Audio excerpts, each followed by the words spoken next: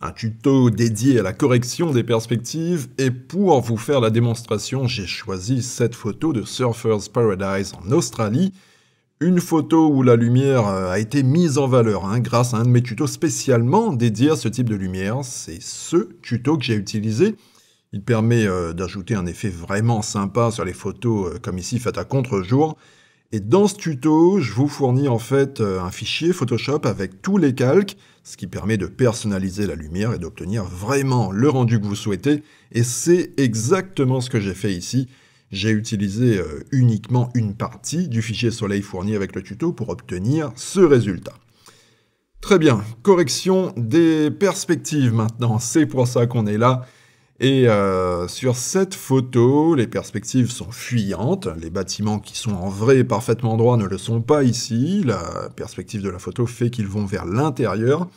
Et dans ce tuto, je vais vous montrer comment faire pour retrouver des lignes parfaitement verticales pour que les bâtiments se retrouvent bien droits.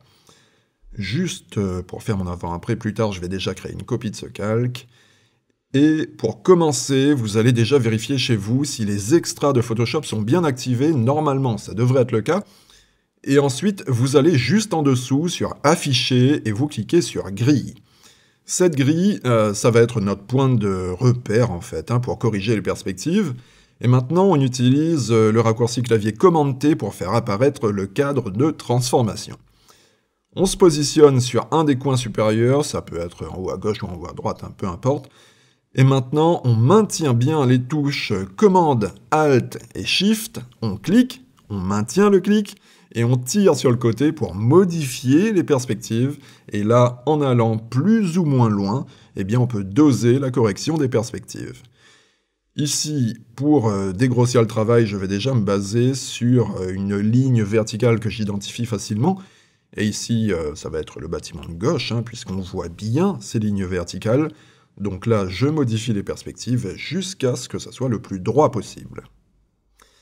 Quand c'est OK, je relâche le clic et les touches du clavier, ça va de soi.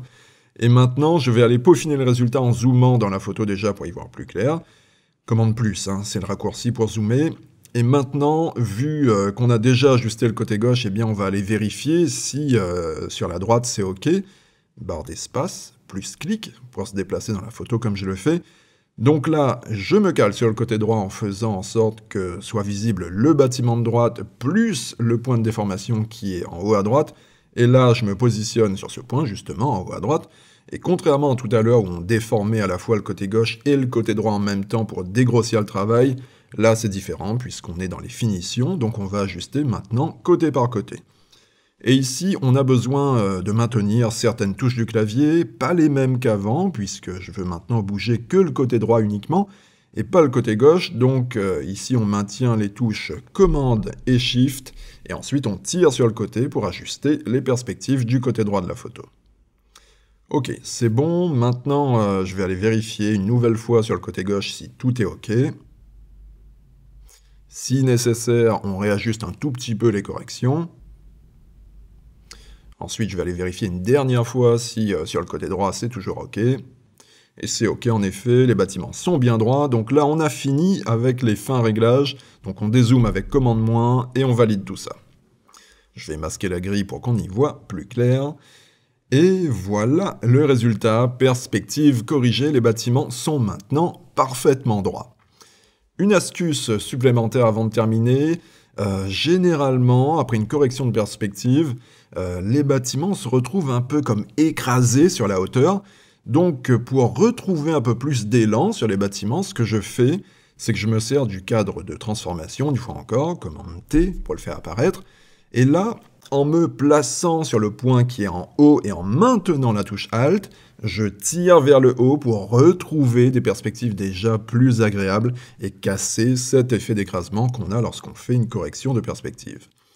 Donc voilà la petite astuce que j'utilise juste après la correction des perspectives pour garder des bâtiments avec un bel élan vertical. Donc voilà, c'est OK pour ce tuto sur la correction des perspectives. Si ça vous a plu, mettez un like, laissez un commentaire également, ça fait plaisir.